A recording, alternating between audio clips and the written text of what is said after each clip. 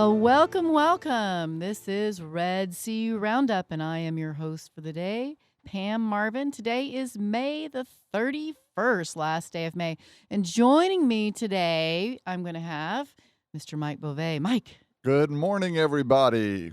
Welcome to the Red Sea Roundup, and especially I want to wish everyone a happy feast of the the Visitation. The Visitation, right. And Dr. Thaddeus Romansky. I know I have to embarrass him a little bit. And joining us shortly also will be Trey Cashin, who today our show is going to be about Amoris Laetitia, or how am I saying that? Is that correct? You're doing fine. Isn't that great? Okay. I think so. But we have a very special interview coming up right now. I'm so excited that Thaddeus gets to interview Raymond Arroyo. Yeah, we were graced by Raymond's invitation, an invitation from him to come on and talk about his new book, a sequel to his 2005 biography of Mother Angelica. And his new book is Mother Angelica, Her Grand Silence. He's also the news director at EWTN and the host of The World Over, and he resides currently in Virginia, and we're going to be able to talk with him for about 10 minutes this morning about the book and the contents and why he wrote it. And so without further ado, I'm going to bring Raymond on the air and welcome him to Red Sea Radio. Hi, Thaddeus. How are you? Good morning, guys. Good morning, Raymond. This is such a pleasure to have you on this morning. Thanks. Oh, the pleasure's mine. Thank you. How's the weather out in Virginia? Because we had flooding here last week. I know you all can't get away from the rainstorms. It's like my home state of New Orleans, Louisiana. Right. I am actually in New York today, okay. So I'm running around doing some things here in New York. So the weather's beautiful here, but it's a little overcast. But I like overcast. I just don't like flooding. So that's what needs to be avoided. Exactly. Well, you're bringing some sunshine to us this morning. So, talk to us first of all. Why a separate book rather than just a conclusion or a new chapter in a republication of the original biography? Why did you think these last years needed a separate book all on their own? Thaddeus, my intention was always to write a chapter and attach it to the end of the biography. That biography was so well received and it touched so many people that Random House was always after me. You've got to keep this going. You've got to make sure that it's up to date. We can't let this sort of fall away. So I had for years, really for the last 10 years, been making notes and interviewing people as I went along, imagining, as all of us did, including Mother's sisters, that Mother's life was going to, end fairly quickly due to the series of strokes she endured in 2001 and the general state of her health.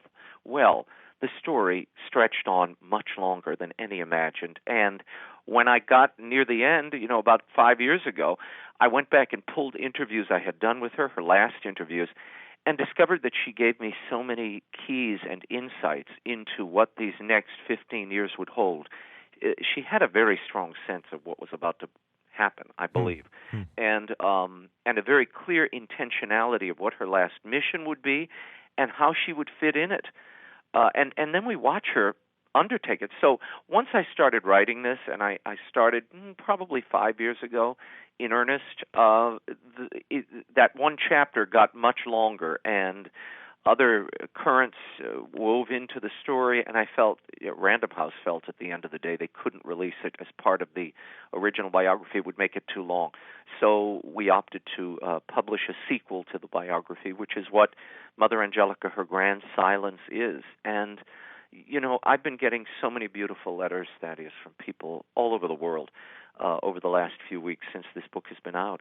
Wow. And I think for anybody who is struggling with life-threatening disease, anyone in pain and suffering, trying to make sense of it, so many people have written me letters about parents and grandparents moving into their home with them because they need care.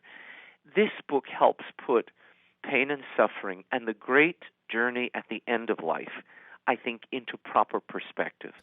And through Mother's journey, through Mother's eyes and her great wisdom, you see what God might be trying to do at this important part of life Mother often Right. said, in old age we're powerful. And I didn't quite understand that. I think most people go, what is she talking about? Well, you see through this story how even though she is unable to leave her corner room in the monastery, she is eventually unable to feed herself or get out of her bed.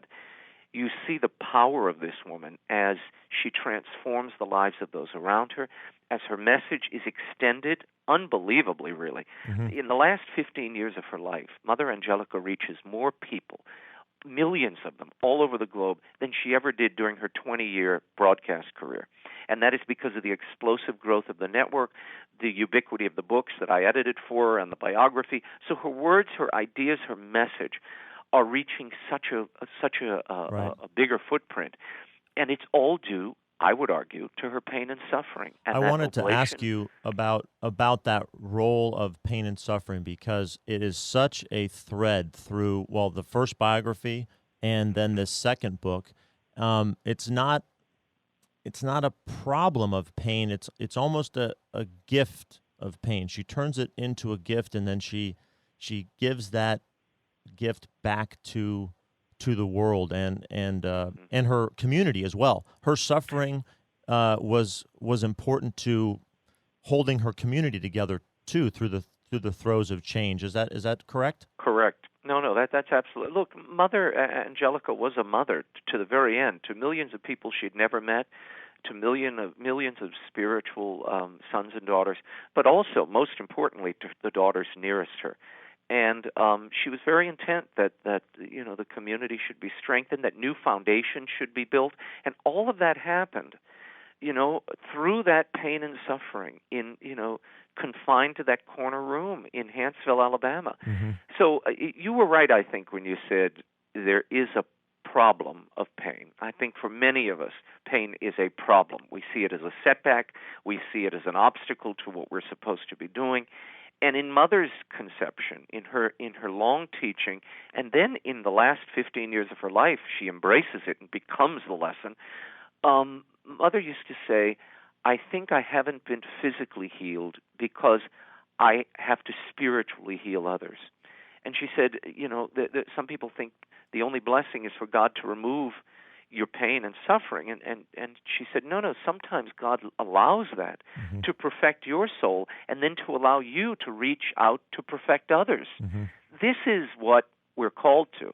And this is what you see in stark relief through the people Mother encounters personally in the monastery. And during her travels, there was a secret trip to the Far East she took in 2004, 3 years after the stroke, which no one imagined she undertook. There was also the many letters I got, thousands of them. Those are over the terrific last that you 15 included years. in the book. You included many substantial quotes from letters, and those were terrific. Well, they're powerful because you have people from Nigeria, from Louisiana, from Texas, from Canada, from Europe, and you see these people discovering Mother Angelica after her stroke. So during what I call her grand silence, during this quiet period, they are just discovering her. They're coming upon her by accident on television. They're picking up a book. Something draws them, and there's a message they need at that moment. Mm-hmm. And only God, the nuns, one of her nuns say at one point, isn't it beautiful, the economy of God, Mm-hmm. how he uses what the world considers useless and transforms it into something beautiful, into a treasure. That is not only the story of Mother Angelica's life, it could be the story of all of our lives, but we have to cooperate. And I think it's more than the sequel to a biography, which it certainly is. In many ways, it's the final manual of life. This is how you finish out your life. This is about the end of life and preparing for it, and how you can cooperate with God's plan, even if it doesn't make sense, even if it hurts at times. I want to compliment you actually on it does stand on its own. It's not the way you wrote it. It's not necessary to have read the first book to get a full sense of who she was and to benefit from reading it. So that's a compliment to you. Thank you.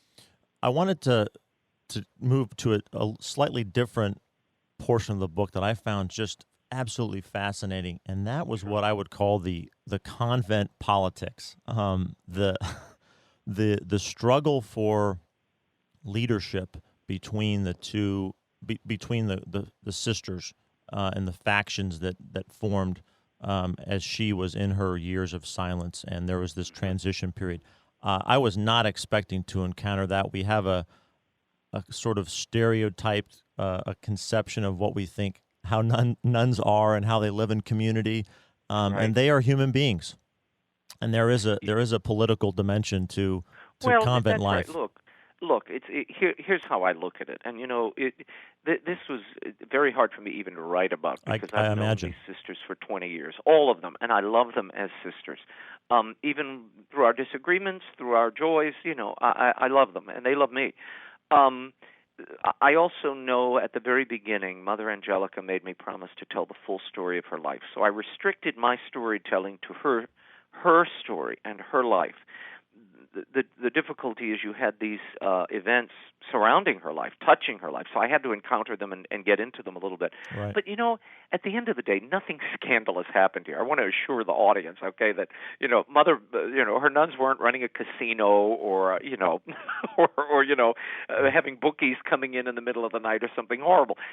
This was little more than a family squabble. Right. Can I quote real quickly from something in your book to show what you're talking about? I thought you expressed this great. This is page 69. You wrote, these two sisters, in general terms, became the representatives of the two visions of Mother's spirit within the monastery. It was not a major scandal or even nefarious doings that divided Our Lady of the Angels, but a fairly common phenomenon whenever a founder or foundress recedes from a religious community. Right. And this happens, through history. If you look at when St. Francis died, if you look at many of the great founders of these religious orders and communities, when a great founder or foundress recedes, there's always a bit of a vacuum and a little shuffling. And that's what happened here. Right. But it happens, think about it. Mother Angelica wanted a family monastery. Mm-hmm. Think about your own families. When a relative dies, particularly a patriarch or a matriarch, there's always a little jostling for, okay, how are we going to continue this? If it's a family business, right, or who's going to run the house, and that's uncomfortable at times. And the beautiful part about this story is Mother Angelica was there and could mother them through it, spiritually speaking. Mm-hmm. And you watch her. I mean, she waits for one of her daughters to come back to run that house in her spirit. And the timing of this is not, I think, happenstance. I think it was, her great prayer being answered. And at the beginning, she told me, 20 years ago, she told me in interviews, not that long ago, 15 years ago, she said, I ask the Lord to keep me till the worst is over for my community and for the church. And right, that's what she did. I mean, it's an amazing thing, but it's a family squabble. It was, there was an election. And they, it resolved itself pretty quickly, actually, and they're on much solid ground today. They have, Mother Dolores Marie, who's one of her sisters, whom Mother Angelica trained, has returned from North Carolina, where she was building a monastery, and is now running Our Lady of the Angels. So it's a beautiful story. It's a happy ending, I'm happy to report. Indeed, and you told it really well, and I really enjoyed that section of the book. Thank you. Finally, talk about the timelessness of her message, that, for a lot of people who maybe, if they saw her face, they knew who she was, but they didn't know when she actually stopped being an active member of the broadcast team at EWTN. Right. They could listen to her shows, but they weren't maybe really aware that, she's been off the air for 5 years, for 10 years, but still, Mother Angelica Live reruns were just so pertinent to what people go through in her in their lives. What makes her message timeless, and again, connect that back to her biography, her life, and even the problem of pain that we've already touched on this morning. Look, here's you've already threaded the needle pretty well. Look, this is a woman, Rita Rizzo, who became Mother Angelica, and Mother used to always tell me, look, I'm not who you see here. she said, the world sees this woman in a habit. She said, I'm a street woman who God did great things for. And, I always, I get, the rest of the world got to know Mother Angelica. I got to know Rita Rizzo really well. I mean, she was not only the subject of my biography and my employer, but she became a dear friend, a mentor, and a playmate to me. I mean, we had great times together. She was amazing. But the thing that I think you've happened upon, importantly, is the background of this girl. Rita was abused. She was ignored by the world. She was abandoned by her father at 5. She lived in poverty. She was left in the care of a mother who had her own mental difficulties, was manic depressive. So she was a little girl who had seen a lot, and as a young woman saw a great deal. She experienced the hurts and pains of life, divorce and abandonment and pain and suffering and illness. So she goes into the convent. She immerses herself in God and in prayer. And then for 20 years, God allows this contemplative nun who's been through so much to speak to millions of people. And the reason her message holds up today and will continue to hold up is because people don't change. I always say the settings and the costumes change, but the people never change. And Mother Angelica speaks to the reality deep within us, the pains within us, and the great hope that resides in God. If we have the bravery, if we have the temerity to go out and embrace Him and accept His will in the present moment, and that was I think the centerpiece of her spirituality. It is the core of her message, and it is what I love is so transparent in the telling of this last bit of her story. You see in stark relief this woman of enormous will and capacity, strength and verve, relinquishing, surrendering herself to God's will in the present moment for her. And it's hard. Look, I relate there when the stroke first hit, she fought her caretaker. She didn't want to be fed when they wanted to feed her. She didn't want to watch the things they wanted her to watch. She had her own will, like all of us. And bit by bit, she even relinquished her will and was transformed into something and a person who was so radiant. And I wish everyone could have had a chance to see her. The picture on the back, I think, kind of captures who she was in those last days. Indeed. She looked younger than she had in years, and she was just radiant. And it was a bit of God shining through her, I think, because her will and His were so aligned at that point. And I think it's a great manual for living for all of us, and it helps make sense of the pain and suffering that we will all encounter. Look, we won't all be called to build networks or see saints dancing down the hallways of our homes. However, we will all, at some point, embrace and have to encounter pain and suffering, either in a loved one or in our own lives. This book helps you make sense of it and gives you spiritual eyes to understand the reality and the importance of it at every moment. Well, because it's such worthwhile reading, tell our listeners where can they get it? Where's the best way? Mother Angelica, Her Grand Silence is available at bookstores everywhere. Barnes & Noble, in fact, today is doing a big, beautiful display. Books A Million, Amazon, wherever books are sold, they have it. Your local Catholic bookstore should have it. It has been so beautifully embraced by the book-selling community who's supported all of our books, and I'm glad they're giving Mother, I think, the proper send-off by featuring her last lesson. And I regard this as really not my book. I regard this as sort of Mother's last testament. I think it's the message that she wanted people to understand, and the lingering message of her whole life. You said it earlier, this notion of pain and suffering and sanctifying it in God's way for the good of others. This was always part of the story, but no one could have imagined, I think even Mother, when she made that final bargain with God, let me stay until the worst is over. Mm-hmm.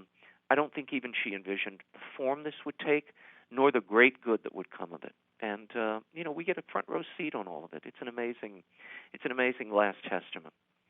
Thank you for bringing it to our attention, Raymond, and telling the story so compassionately and with such regard for her and for the members of her community. What's next for you? What's the next book writing project? Do you have one in the chute? Well, I've got several. I'm as you all may know or may not know. I launched my first children's fiction series this year called Will Wilder: The Relic of Perilous Falls, and which has been so beautifully received by not only kids but kids at heart. I mean, I've got 60 and 70-year-olds reading it who are touched in different ways. You know, C.S. Lewis had a great line. If a children's book can't be read by a 50-year-old, it's not a very good children's book, and that's how I feel. You know, there's a lot of depth here. There's a lot of adventure, of course, and daring do, and the battle between good and evil, as you would expect. I call it a supernatural thriller for kids, but it's really for adults as well. It's a family saga, and the second book in that series comes out next March. So Will Wilder returns. And then I've got some other things in the hopper, a Christmas project that I'll announce shortly. And, you know, again, none of this would have really been possible, and I tell people this all the time. Mother really trusted me to tell her story. I'd never written a book before I wrote her biography. Mm-hmm. And she gave me the confidence of being able to tell big stories in a way that you know, drove to the heart of the matter, yet was entertaining, and the narrative continued. She gave me that opportunity, and there really wouldn't be a Will Wilder if there wasn't Mother Angelica. So, you know, there's a big piece of my heart that resides with her, and you know, and she colors and I think imbues everything I touch and do. She gave me an enormous amount of confidence and a fearlessness about when God is calling you to things. You know her famous line. She used to say it all the time. If you're not willing to do the ridiculous, God won't do the miraculous. So I'm just trying to keep up, you know. All right. Well, I know you've got to run on to other things, and we appreciate your time, and maybe we can have you back next March to talk about the next installment of Will Wilder, and I hope our paths cross again.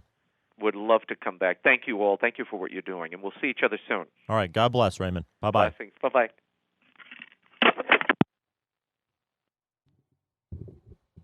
Okay, that was Raymond Arroyo. He graced us with his on-air presence, and we were so happy to have him.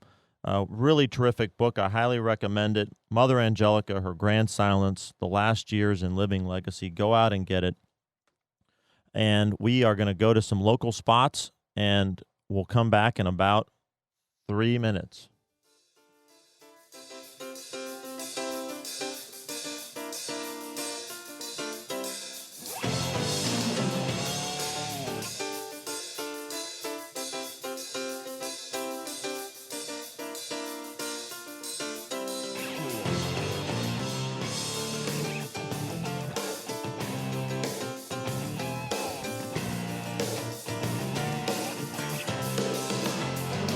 Well, welcome back. This is Pam Marvin at Red Sea Roundup.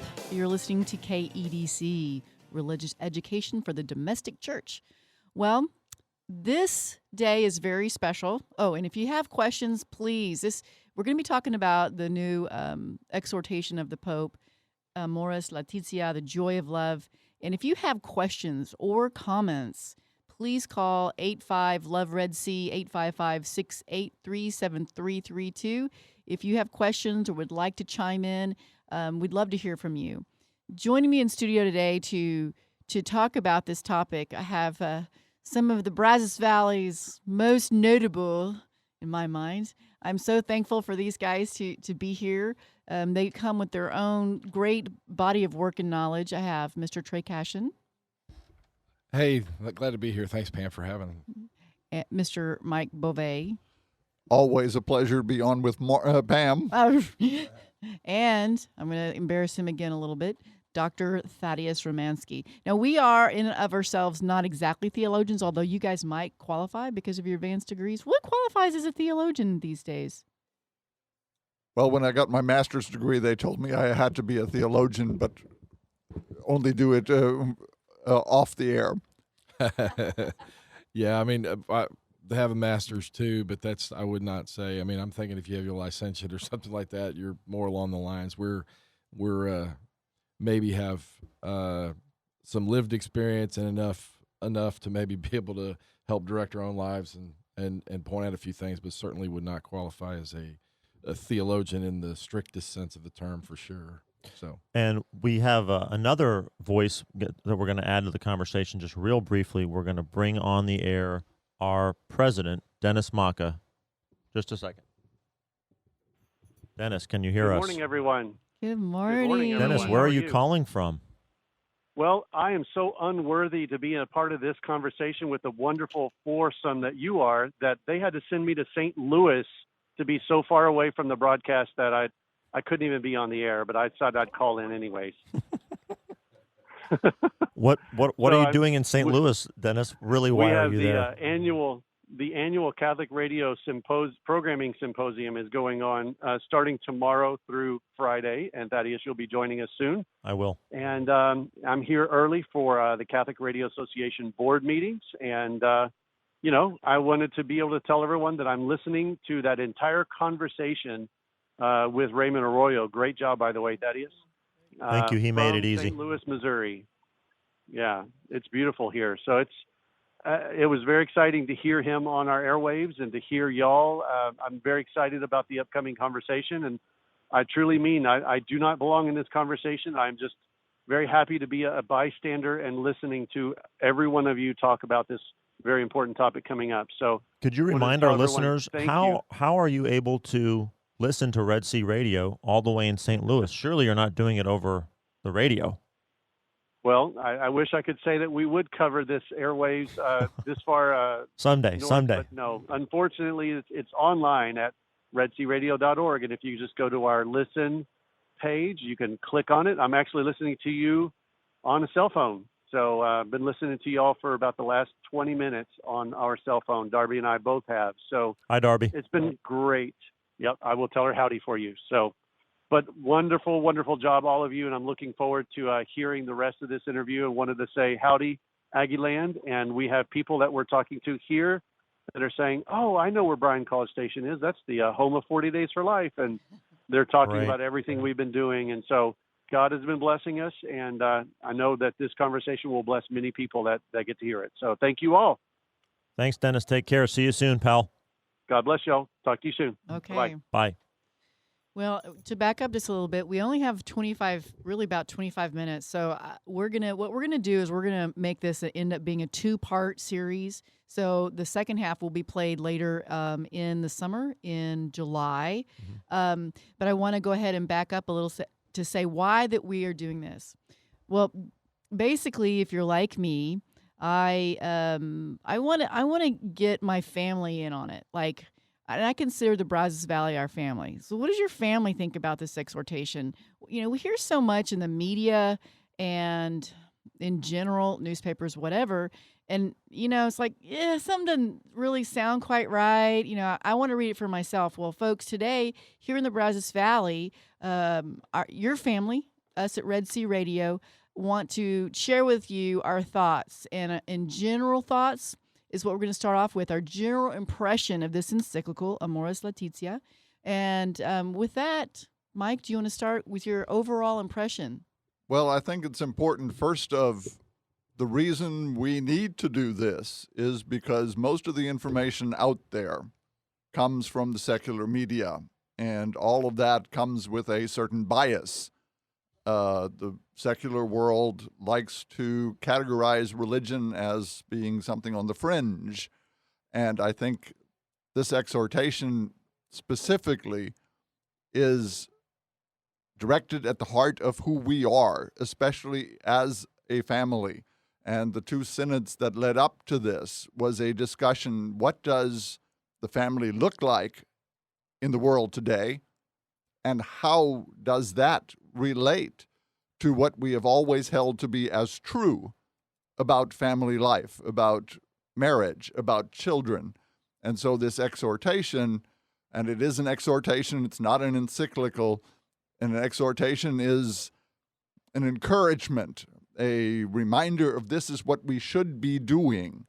And so the Pope is saying this is not infallible teaching. This is an encouragement, or this is what the world needs to know about what family has always been, what family always needs to be, and how are we supposed to act in that reality. yeah, for me, just to look at it, it is what I think Pope Francis has done for his entire pontificate is challenge us to get into the nitty-gritty of day-to-day life. It's not so, as we all know, I mean, it really isn't. If you live, life is not neat, simple, clean, it all works just the way you want it to.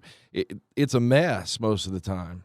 And so what I think troubles people about what he says is what should trouble us all, is that everything is not going to be neat and orderly and work the same way. And I think this is God. I think this is the Holy Spirit. Hey, I like the neatness. I like to sit down and be able to say, this is how it is. And, but the bottom line is that's not the way real life is. Real life is a mess. And sometimes it's a tangled mess. It is a bunch of knots that need to be untied. And I don't think he necessarily spells out in this how to untangle them, but he is challenging us to say that we need to get into the mess of this. And it's not going to be something that's going to be easy. But that's not, I see a lot of people think I don't see him as being something different. I see him as being an extension of what God gave us in John Paul II. And I mean, really from John the 23rd going forward is always been, okay, we need to go back and get at the heart of what the message is, recapture what has always been taught with regard to the Trinity, the Incarnation, and theology. And if you look at John Paul II, I mean, that's what he did. He basically laid out a systematic theology of Christian, what it means to be a Christian. But now we're at a point where, okay, it's got to be applied. It's got to be brought to bear in this, and things aren't neat. And there are decades of problems within families, within individual families. So it takes place in the concrete, and we have to be able to do this. And the only other thing I would add is we also need to read this within the eyes of the church to recognize that there's a lot of nuance in anything that's said. It's the church, a secular person who has no understanding of how the church works and no understanding of what we see can actually get very precise and pull things out that aren't meant to be as precise as they are. You can extract things and say, wow, if you take it out of context. I can't believe he said that, or I can't believe that was written. But when you read the entirety of it and put it in context, and in the context of his pontificate, and put that pontificate in the context of the church and where we are, it's exactly what I think we need. I don't like some of it, but I mean, that means I need to be challenged to see what is God doing. So anyway, that's why we need to read it, but don't buy everything that's being sold out there, particularly if it's not coming from a Catholic perspective. And I think it's important, he starts this out with the very beginning. You need to read the whole thing. You need to start out and read the entirety of it slowly and make sure that you put everything into context. And he differentiates so much, and that's what you're saying, we like the clear cut, but not everything is clear cut. And he says there is church teaching, and then there's the practice. Right. And the practice deals with messy stuff. Exactly. Well, if you're just now joining us, this is Red Sea Roundup. And to call in, 85-LOVE-RED-SEA, 855-683-7332. And we are right now giving our overall impression of the new, not encyclical, exhortation, The Joy of Love. And Thaddeus is going to chime in and chat. Thaddeus, what was your overall, just a general impression as a dad, as a husband? What is your overall impression? I think it's providential that we had Raymond on in the first part of the show talking about Mother Angelica, her life, and now we're talking about the joy of love, this exhortation on marriage and family life. Trey and Mike both mentioned the messiness of life, irregular situations that don't conform to church teaching and revelation on what the family is, what marriage is. And I think Mother Angelica's life and the Pope's exhortation both encourage us to not despair over the messiness. That Mother Angelica was a child of divorce. She was a child of abuse. She had a mother who she had to basically become the mother to. So mother-child, parent-child relationships in her own family were backwards or upside down. And look at the great woman of God that came out of that situation, because she, through other Catholics around her, her wider community, the presence of the Holy Spirit, she was encouraged to she went to Mass, she had an encounter, she received the Eucharist, she received the sacraments, she had an encounter with other people who were in touch with the supernatural. They were not just living in the material world. And all of that drew her to Christ and drew her to sanctification and holiness. So there's hope. There's hope. Well, even I think in the that messiness. is part of the message. He talks about that, and that God's grace is not bound. In other words, there's a way that God wants it to be, and there's a way, but just because we mess it up doesn't mean that it's irreconcilable. In fact, there is great hope in doing that, and we should recognize that. And that goes for people who are living even in the sacrament of marriage when day-to-day life goes awry, when we don't handle parenting our kids as well as we should, or we don't handle our spouse or our responsibilities the way we should, and we look at ourselves and go, what the heck? I mean, that also is part of the messiness of life. So even when we're living within the confines of even the way God wants it, there's still room for messiness. And while we can get down on ourselves, we need to recognize that God's grace can, and he does desire for his grace to work in and through those. That's where it happens. I mean, it happens at the cross ultimately. So, it's not when everything's going well that's where he's right there in the middle of it with us, and he walks with us through that. And anyway, I just think it should be, like you said, a message of hope along all stages, in all situations, that God is more than faithful and more than capable, even in spite of us. Yeah, and I think that this is also the Pope's attempt to answer and maybe bridge the postmodern conception of reality and with church teaching and reality. Mm-hmm. In that the postmodern way of thinking wants to take exceptions or singular cases and use the fact that there is an exception or an irregularity to a norm as a way to destabilize that norm, and to say that norm no longer holds because it's not consistent across place and time, and there are exceptions to that rule, that therefore the rule needs to be discarded or the rule is not valid. Mm-hmm. And rather the Pope is saying, no, there is a way that marriage has been defined by revelation, and it can be also found out through reason.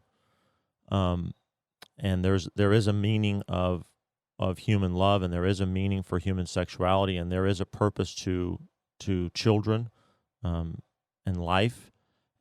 And just because there are exceptions to that does not mean that those no longer hold. It means that we need to accompany those people who are in those irregular situations, Mm-hmm. or haven't, and all of us who have not achieved the perfection of those norms.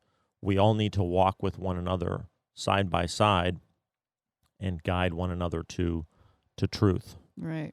So it's his pontificate. It's him going out to the edges, going out to the extremes, and trying to bring them back. But I felt that or was bring them in. that was just a slice of this whole exhortation. For me, I mean, I'm coming in with a feminine perspective here. It encouraged and brought so much, just breathed a bunch of joy. If I was to describe in one word what I got out of this book, man, it was a renewing of my vocation to married life, because I still, as a Catholic of 25 years now, the old adage, how can some celibate man of 70 some odd years old sit up there and tell us about married life? Well, folks, you read this book and you'll see. I'm just saying, this was so amazing to me, his insight as to how it all works and God's plan for marriage and love. And the more I read it, the more I felt like it was like this battle cry to just be your best and make it be what God's plan for marriage and family. And the majority of this exhortation is all about kind of a manual for living out your vocation of marriage and family life. And he has so much in there. I mean, from the raising of the children, which we'll talk about in chapter 7, from just my favorite chapter, and if anybody else has a favorite chapter, I want y'all to chime in. But my favorite chapter was absolutely chapter 4, hands down. Anybody else? Well, I think one of the important things to touch on is Thaddeus was talking about the whole idea of mercy, which underlines everything Pope Francis does, and forgiveness, which is what chapter 8 is all about. But it's in context of the other chapters. Right. Exactly. It's everything that he's talking about in the other chapters. And then in chapter 8, he says, okay, what do we do with the people that aren't able to live the fullness of the truth? And that is the accompaniment. That is the individual. And he says, you can't address this with the rules. The rules have already been broken. What do we do with the people that have broken the rules? How do we understand? And then he talks about culpability, which, again, once you've established the rules, how responsible are you for having broken them? But you need to establish the rules, and that's right. what he does beautifully the throughout the book. vast majority of the document is recapitulating all the church teaching on marriage and family life, all the quote-unquote rules. Yes. What does it look like? What is it supposed to look like? And we're constantly called to perfection. We're called to be perfect with the understanding none of us will ever achieve it. Yeah. I mean, it is one of those things where, again, it gets messy. So the way that many saints during and following the Reformation responded to it, and the words that they might have used, which were quite have been changed as a result of the years that have gone by, where generations have been raised a certain way. I think we're at a point here where within the family, it's not taking away from what's true. It's not taking away from what's good and beautiful. It's just saying we've got decades, we've got generations of families that have lived with this as accepted, with this as being the way it's viewed, and we can't just go back to calling a spade, even without not. I mean, we have to recognize that it is still a spade. But we've got to deal with it in reality, and there are people that have grown up in this, and so how do we do that? Calling a spade is not enough. Right. You have to call a spade, and then you've got to do something. You got to get down in the middle of it. I mean, right. Yeah, we've been talking about this a lot lately in some of my circles, and it's the balance of mercy and justice. Right. And how beautiful that is. I mean, I encourage everyone to really contemplate the mercy and justice. And right. Father Bishop Barron has explained very well that in order to have mercy depends upon sin. You can't have mercy without having a recognition and an understanding that you have sinned and that sin exists. So in order to extend mercy, yeah, go ahead. Well, one of the things that was brought up earlier is the kind of taking the outlier and making that the norm. That's actually, if you think about it, it's a denial of sin. Exactly. In a systematic way. Exactly. It is basically a culture saying, well, if it's that way, then it just must be accepted. Exactly. And I think that's important to note. And that's also important to realize the connection between mercy and justice, Mercy is only meaningful if we know there has to be justice. Because I can't be merciful if there is nothing to be merciful of. If I don't know what the ramifications of my actions are going to be, I don't recognize that someone's being merciful when those ramifications don't come. And this is exactly what we're talking about when we're talking about Jesus. We deserve punishment. Therefore, Jesus remitting that punishment is merciful. If I don't think I deserve to be punished, what meaning is mercy? Exactly. It is a loss of sense of sin. I mean, that really is. I mean, when you deny that there's truth, you deny sin. It's one of the problems. If you don't think there's anything to be forgiven for, if you don't think there's anything that I'm going to be answering for at some point, then what do I need a Savior for? I mean, that's such a great it's point. true. I mean, well, I want to go ahead and slice off chapter 1 and 2. The first chapter is in the light of the Word, and the second chapter is the experiences and challenge of the families. And I'm just going to go ahead and ask everybody just brief highlights. We have got a lot to cover, but this was one of the quotes that really stuck out to me. This exhortation is especially timely in this year of mercy because it represents an invitation to Christian families to value the gifts of marriage and family, and to persevere in love, strengthened by virtues of generosity, commitment, fidelity, and patience. And secondly, because it seeks to encourage everyone to be a sign of mercy and closeness wherever family life remains imperfect or lacks peace and joy. And I don't know about y'all, but in my household, that's a roller coaster as far as peace and joy. We do have it. And, that's one of the encouragements I want to give to all families, especially married couples, is always to hope in the joy that is to come when you're in a rough spot. Well, I think you hit the nail on the head. That whole first chapter, what it seemed to me that he's trying to do is remind us that marriage is a gift. And right now in our society, marriage is an option. It is something that, we really don't need. And he's saying, no, we do need it because it is the foundation of our experience of love in the world. And so if we don't have that, if we don't have that understanding of what love looks like in the intimate, this is how we get all this distortion of love in our culture, because we're not willing to commit. We're not willing to choose love.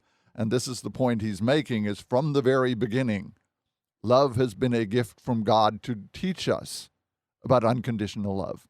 I mean, it all starts, he points to it, and I love it being the fact that ours is the mystery of parenthood. It's always, as a Catholic, as a Christian, we should recognize that from the beginning, God intended man and woman to be a sign of his inner life. And that's why a celibate man can do it, because if a couple of reasons. Lots of us don't share the troubles that we have with one another. Particularly if we're trying to live it, we tend to, what happens in the house stays in the house. So, but a priest who's sat through confessions and all has access to the multitude of problems that people have, but he also has an understanding that this is meant to be a sign of God. So, how else to understand what marriage is than to know who God is? And if we're meant to be a sign of mercy, then we need to understand what mercy really looks like. Because there's a false mercy. A mercy that just says everything's okay, you're okay, I'm okay, we love you, is not mercy. That is a lie. Mercy is bringing the truth in love to somebody who is struggling. I mean, mercy is love in the midst of suffering is what it is. And so it's a particular type of love, and it's the very essence of who God is. So we have to look to God to know how do we become a sign of mercy. Because what we think about who God is, if it's distorted, our sign's going to be distorted. So anyway, all right.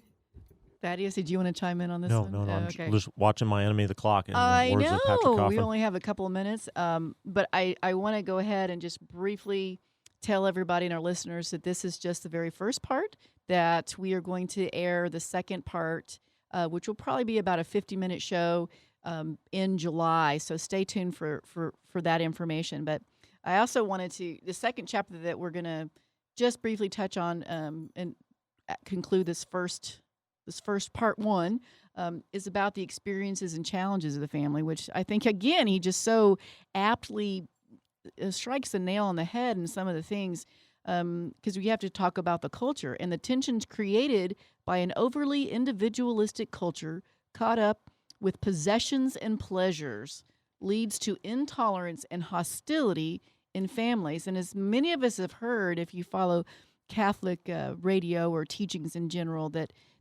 Satan goes after the families, folks. He wants to separate us because that is truly the greatest mirror of the Holy Trinity, the Father, Son, Holy Spirit.